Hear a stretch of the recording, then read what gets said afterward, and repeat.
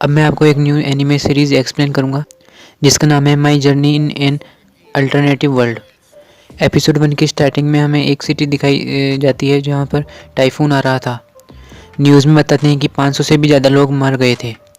एक एक करके सारे लोग टाइफून के चपेट में आ रहे थे।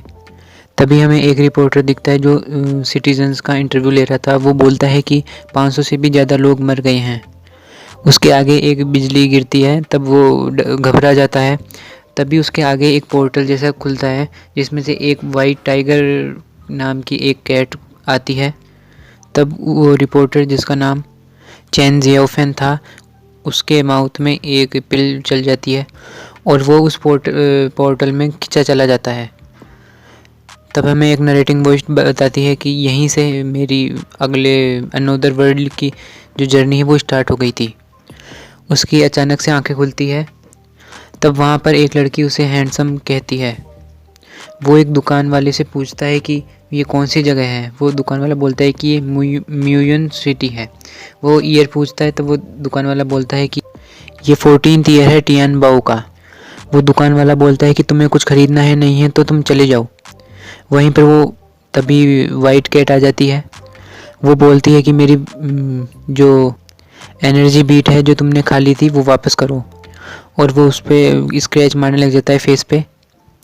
असल में उस वाइट कैट की सारी एनर्जी चली गई थी। चैन जियोफेन बोलता है कि अब मैं अपने वर्ल्ड में कैसे जाऊंगा वापस। तभी उसके माइंड में इंफॉर्मेशन आने लग जाती है इस वर्ल्ड के जो चैन जियोफेन था जिसकी बॉडी में वो आया है, उसे इस वर्ल्ड के जो चैन फैंग जियोफेन है उसकी जो मेमोरीज है वो याद आ जाती है। फिर हमें चैन फैमिली का जो डूम है वो दिखता है, जहाँ पर चैन जियोफेन बोलता है कि मैं फैमिली का फ्रंटमैन नहीं बना रहना चाहता अब। तो एक दूसरा एडल्ट बोलता है कि ऐसे तो हमारे पेन केक बिकेंगे ही नहीं।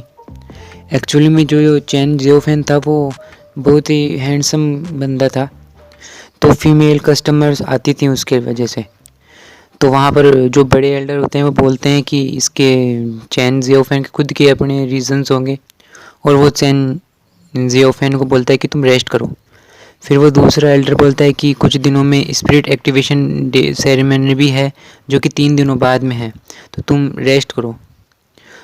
और फिर वहाँ पर एक फ़ीमेल एल्डर बोलती है कि तुम्हें ना केवल रेस्ट ही मत करना, सेरेमनी के लिए कुछ प्रिपेयर भी करना। तो वो फिर चैन जियोफेन जाने लगता है। फिर वो जब चला जाता है वहाँ से डिस्कशन से, तब तब एक एल्डर बोलता है कि ऐसे तो अपना बिजनेस लॉस में चला जाएगा अगर चैन जियोफेन फ्रंटमैन नहीं होगा तो वो जो फीमेल एल्डर थी वो बोलती हैं कि हमें केवल मनी पे ध्यान नहीं देना चाहिए, हमें जो चैन जियोफेन है उसके फ्यूचर पे भी ध्यान देना चाहिए।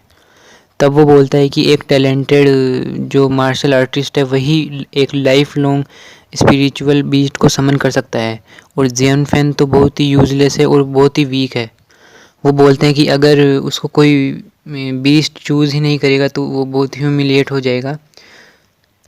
फिर वो लोग बोलते हैं कि बाई फैमिली में बाई ल्यूली को ज़ुएनयुन सेक्ट के एल्डर ने स्टूडेंट बना लिया है।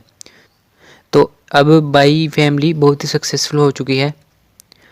बाई ल्यूली ने king level life long spiritual beast को समन कर लिया था जो एक बर्ड की तरह दिख रही थी।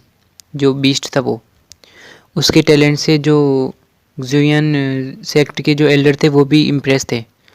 वो एल्डर बोलते हैं कि अगर चैन जियोफेन स्पिरिचुअल पावर नहीं कर पाया गैदर, फिर हम उसे पूर्वजों की जो श्राइन है वहाँ पर नहीं लेके जाएंगे। ये बातें चैन जियोफेन भी सुन रहा था पीछे से।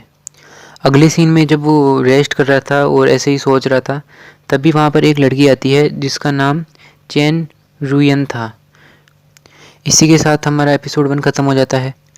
मैं इसके अगले एपिसोड ले आऊँगा जल्दी से। Thank you.